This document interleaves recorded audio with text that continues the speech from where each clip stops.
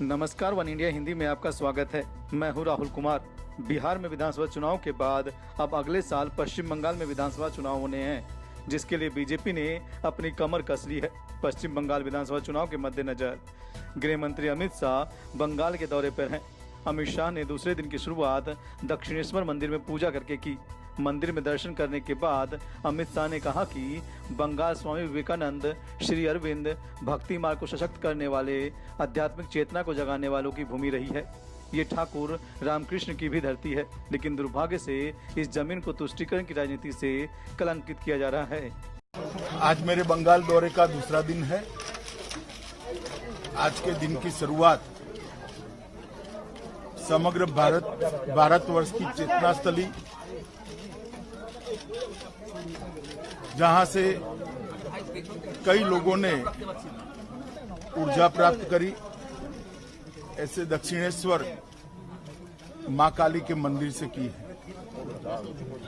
मैं कई बार दक्षिणेश्वर आया हूं। जब भी आया यहां से ऊर्जा और चेतना प्राप्त कर कर वापिस गया हूं। ये बंगाल की महान भूमि चैतन्य महाप्रभु, स्वामी प्रणवानंद, ठाकुर रामकृष्ण परमहंस, विवेकानंद, श्री अरविंद, ऐसे कई भक्ति मार्ग के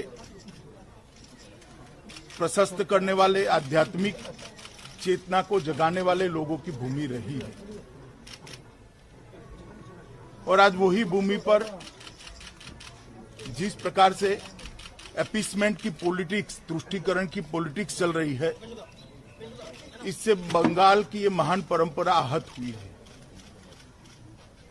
मैं आज यहां से बंगाल की महान जनता को आह्वान करना चाहता हूं कि आध्यात्मिक और धार्मिक चेतना का केंद्र बंगाल, जो पूरे देश का बना, पूरे देश का रहा, वो गौरव फिर से एक बार बंगाल प्राप्त करे। इसलिए आप सब एकमुश्त होकर, जागरूक होकर अपने अपने दायित्व का निर्वहन करिए। आज मां काली से समस्त बंगाल की और देश की जनता की मंगल कामना मैंने की है। मोदी जी के नेतृत्व में ये देश फिर से एक बार दुनिया में अपना गौरवमय स्थान प्राप्त करे, यही मेरी मां काली के चरणों में प्रार्थना है।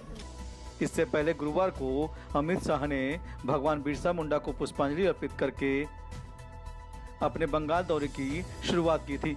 इसके बाद उन्होंने बांकुरा में आदिवासी कार्यकर्ताओं के साथ घर में खाना खाया और बीजेपी कार्यकर्ताओं के साथ बैठक की थी। इस दौरान उन्होंने ममता बनर्जी सरकार पर जमकर हमला बोला था। उन्होंने राज्य में 2/3 मतों से बीजेपी की सरकार बनाने का दावा किया था। इस खबर में इतना ही। बाकी खबरों के लिए बने रहिए वन इंडिया हिंदी के साथ।